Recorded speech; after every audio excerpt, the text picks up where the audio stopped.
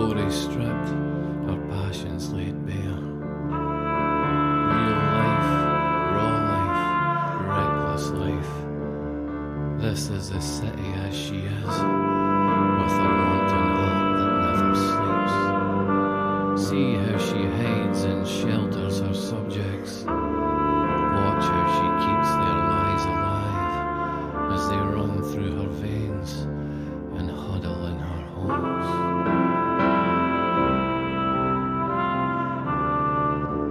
Take these two for example. Sometimes they don't even speak. All they do is wait. An eye caught, a quick smile in the mirror behind a bar, and they know it's time to go. And it always begins where it began, but can end anywhere, just as long as it's not home. Does it matter who they are? Does it matter who they know and how they met? Of course it does. Nothing sounds sweeter than a stolen sigh. Watch their hands grip, their limbs tighten, their tongues touch. No will of their own, no consequence considered. They whisper of love, they whisper of guilt, they whisper of goodbye. But watch them slowly re-zip and rebutton. See how safe they feel in these urban arms. And they say the night has 1,000 eyes, but the city hides a million secrets. And we're just one of them.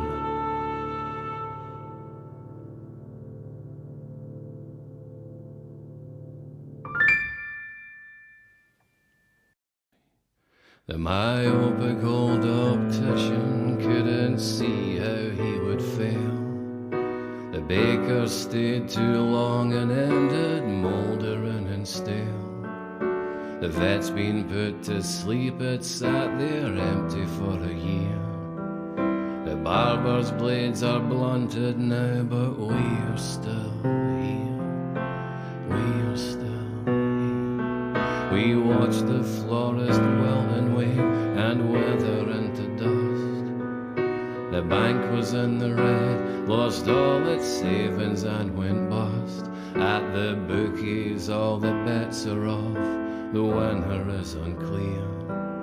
The pharmacy has overdosed, but we're still here.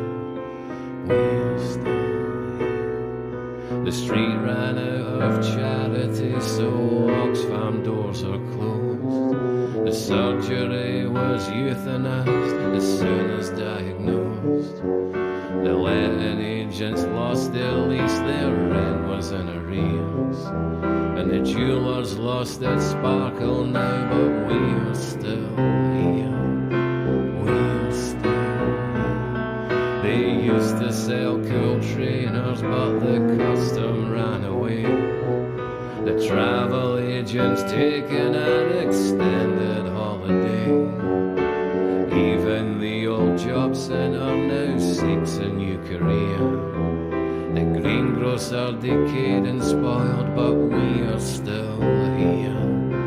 We are still here. The tea room's fortune foundered when it gave us diarrhea. And the chain stores polished off the independent pizzeria. The home designer showroom died behind that cracked veneer. The bookshop's long been out of print, but we are still here. We are still here. The undertakers passed away, their ghost still haunts the street. The butcher decomposed like all his putrid rotten meat. The chippy fried, the laundrette dried, the boozer sunk its beer. The electrician's blown a fuse, but we're still here. We're still here.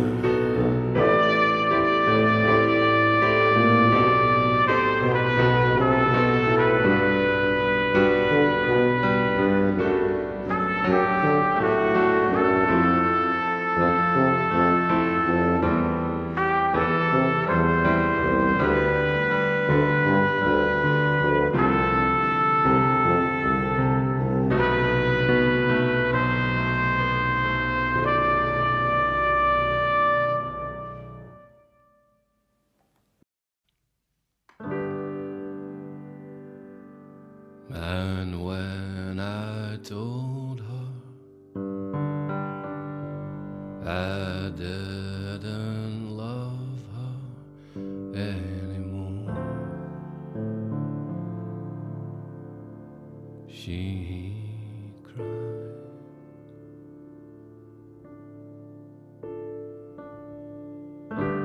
And when I told her, her touch was colder than before. She cried.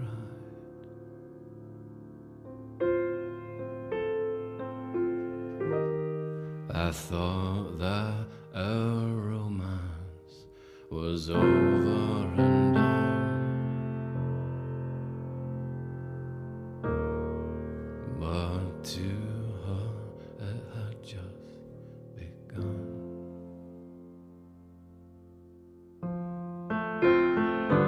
And when I told her that someone new had caught my eye, she cried.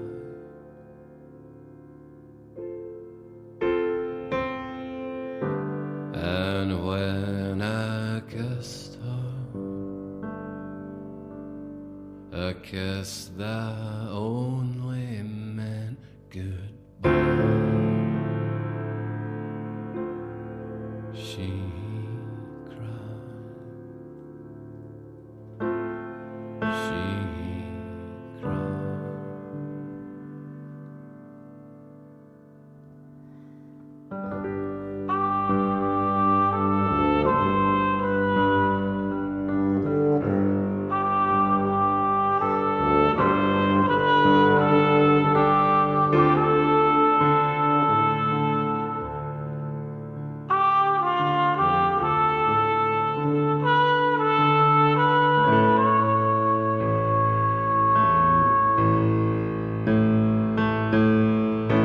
And when I told her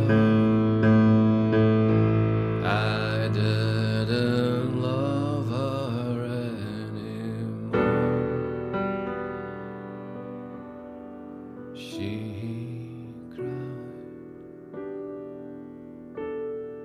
She cried.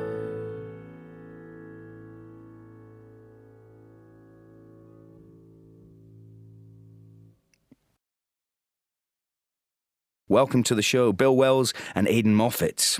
Hello. Hello. Aidan, tell us who you've got in the studio with you. You've got a couple of guests with you. Well, yes, we have Robert on the trumpet, who's played with us before, but our new addition is Danielle on the tuba. Well, it's nice to have you here, Robert and Danielle. And Bill, you doing all right? You playing the Steinway there? Indeed, yes. Yep. Good, good. I'm loving the new album, which is released today, The Most Important Place in the World. Aidan, Bill, I'm sure you'll tell me all about it later on, but let's just have some music to start play with. your card right, yeah. Yeah, I'll try to. I'll try to play my card right. Yeah. What are you going to do as your first track tonight? The first one's called This Dark Desire. Okay, great. Let's hear it. Go for it.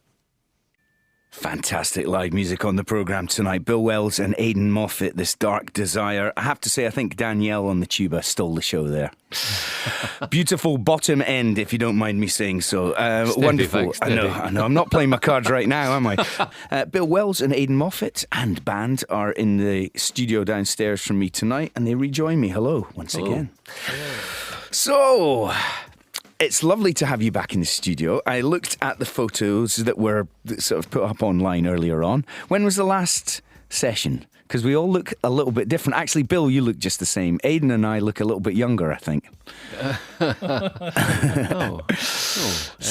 That's what happens, right? 2011, would it have been? 11? Yeah, 12? yeah, 11, it would have I been. think, yeah. 2011. Yeah. Wow.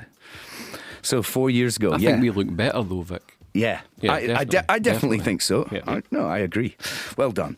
Right, the first album, Everything's Getting Older, it went brilliantly. Aidan, be honest, were you ever so slightly surprised at the unanimous love that record got? That's quite a loaded question. Well, I mean, be honest, because it was loved and won awards and all sorts. Yeah, I was certainly surprised it won the award. Yes, I mean I was quite confident it was a good record, but I didn't. You never plan for these things. You never know how it's going to be taken, and you don't get complacent about anything like that. So certainly we didn't expect to win the award, but not at all, no. Mm-hmm. And did you plan a second album? The night we won the award. Did you really? Yeah. No. We want another award. No. I think we talked about it after. I mean, we were thinking about it anyway, and then we pretty much started working on it round about that time anyway. I think. I mean, it would have happened anyway, whether we'd won or not. I think, but yeah, it was around about the same time. If people are listening and wondering, awards, what are they talking about? Well, it won the inaugural Scottish Album of the Year award. It was maybe a surprise for you, but I thought it was a fantastic win. Well done to you. The new album, The Most Important Place in the World, released today. Tell us a bit about the recording of it. It seems far more varied in terms of the textures on it. Well, we knew what we were doing before we got to the studio this time, in the sense that we had planned it all and prepared it. The first album was kind of, a lot of it was written in the studio, and a lot of it was, the words. I was writing the words 2 weeks before we were due to record it. But with this one, it was all demoed and very organised. So we had the luxury of being able to try more, because we had planned it out, and because if you're going to, like, there's one with a choir in it, for instance, you really need to be able to organise that well if you're going to do that. You can't just decide 1 week you fancy having. Well, some people, I'm sure some bands have the money to do that sort of thing, but no, it was very well thought out. Well, while we're on that, just tell us, how did that come about? Because it's one of the, I mean, the whole album's great, but it's a real standout track. Street Pastor Colloquy, 3 a.m. It's got the Glad Cafe Choir on it. It has, yes. It was one of Bill's dreams, wasn't it, Bill? It was one of his many dream songs. Bill, tell us about it. Well, I had this dream. I was watching TV, and there was a gospel choir on it, and basically they were singing that song, the chorus. Mm-hmm. And I just kind of woke up and wrote it down and sent it to Aidan and said, put this in a song. Well, see what you can do. I mean, I wasn't sure if he was going to. Did you? I mean, were you talking about the melodies, the melody and the words? Yeah, I mean, the words were part of the dream as well. About 90% there. It did seem to be what I could. What you could decipher from the ether of your dream. It was quite a clear dream. As I say, I could see the choir. It was on television and everything. You know what I mean? That's great. I mean, you do hear about musicians dreaming music and waking up the next day and having to write it down immediately. I mean, I'm a musician, but I've dreamt about music, but I've never had a new melody come to me, which is just fantastic to hear that. In terms of the practicalities, how many people did you have to get in a room to record?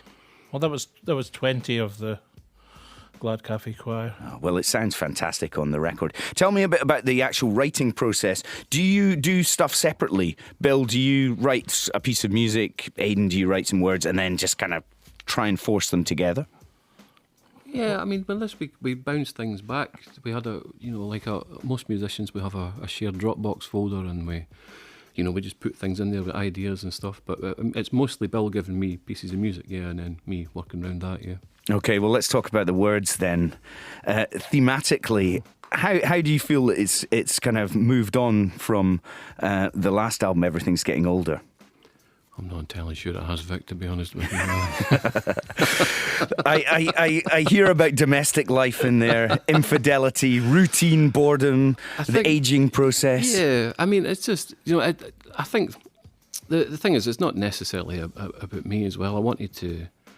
I'm kind of more removed for the lyrics than I used to be to a degree. I'm more interested in the emotional truth as opposed to... I was obsessed when I was young about being absolutely honest. Those horrible Arab strap records where there's far too much detail and stuff like that, and that was part of my plan. But, I think certainly I like to think it's a wee bit more sophisticated. And certainly we'd put a lot, everyone in the record would put a lot more effort into these things. These songs were I went over them and over them again and rewrote them many, many times. So I'm very happy with the words. I'm very happy with everything, of course. Yeah, well, right, you should be. The artwork, tell us a bit about that, because that's a member of the Moffat family has created the artwork. My boy Samuel did that, yes, and he's been very happy. Got paid in Lego, the Ninjago Lego he's been looking at for a while, so he's very chuffed. Right, yeah, that's pretty much what they pay me here at the BBC as well. You're a children's author as well, Aidan. Yes, I did a children's book last year, and Bill did some music for the audio version too. How's that been received? It's great. I mean, it's very difficult to, it's really hard to break into a new line of work like that. I think it's going well. I mean, as far as I know, it's been going very well, and I've been doing a few events, and as far as I can gauge, it's fine. There's a wee girl in my son's class who's really into it, and she likes it. Things like that. I hear about these things, and that's what you do it for, and that makes me happy. But certainly not making me rich, Vic, I'll tell you that. Well, perhaps Lock Up Your Lambs or The Unseen Man could make it into a children's story at some point. You're a very dark man. Yes, I think so. Right, let's move on. Let's have another track, and we can talk a little bit more about the album and so on later on in the programme. What are you going to do for us as your second track tonight? This is the Urban Decay love song. It's called We're Still Here. Okay, take it away. Bill Wells and Aidan Moffat. Bill Wells and Aidan Moffat with their band live on BBC Radio Scotland. We're Still Here, which is the track that ends the new album. Brilliant lyrics in that, Aidan, as well. I love the fact that you managed to rhyme diarrhea and pizzeria. I was very proud of that. I took the day off after that one. Excellent. Superb. We've been talking about the new album. Quite nice to come and do a radio session, or it's certainly nice for me to have you in the studio on the day of release. You did a kind of digital launch for it last week. Tell me a bit about that. It seemed quite modern. It was, I suppose. I did I wanted to do I thought we should do a launch party, and then I just thought it was a bit daft choosing a venue, spending money on a venue to do it, and I thought the easiest thing to do would be do it online, and then everyone can come. There's no dress code, no rules. You won't get turned away if you're too drunk, that sort of thing. Yeah. And did you have a lot of interaction? Were there sort of drunk Twitterers and the like? I did. To be honest with you, the drunkest one was me, I expect. So